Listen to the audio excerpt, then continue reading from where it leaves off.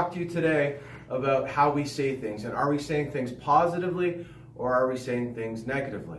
Look, there's something really interesting. There was a study I read a few years ago that talked about how we say things and then the impact it has on people while we're saying them.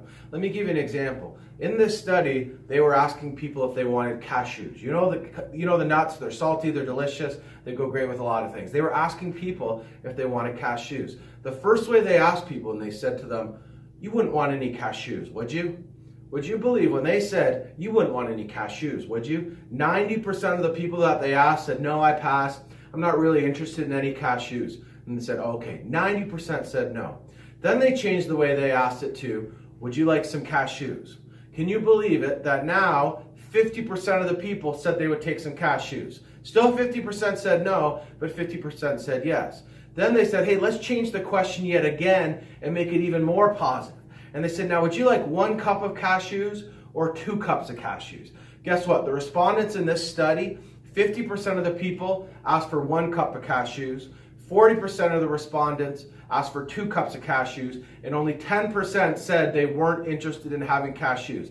Now think about that for a second, and think about us in the field. Have you ever asked somebody something like, "You wouldn't mind driving me to work tomorrow morning, would you?" What do people immediately think? They don't feel good about it. It's not positive. It's the same when we're talking to people on the phone. Look at the difference. "You wouldn't, would you?"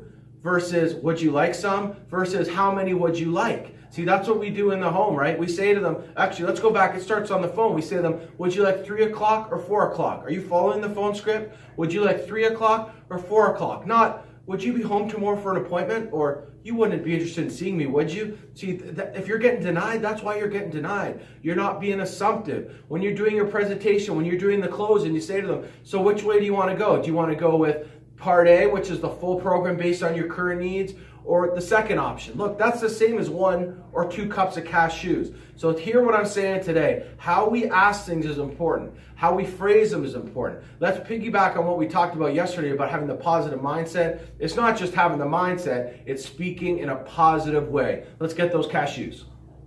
This is 10% luck, 20% skill, 15% concentrated power of will, 5% pleasure, 50% pain, and 100%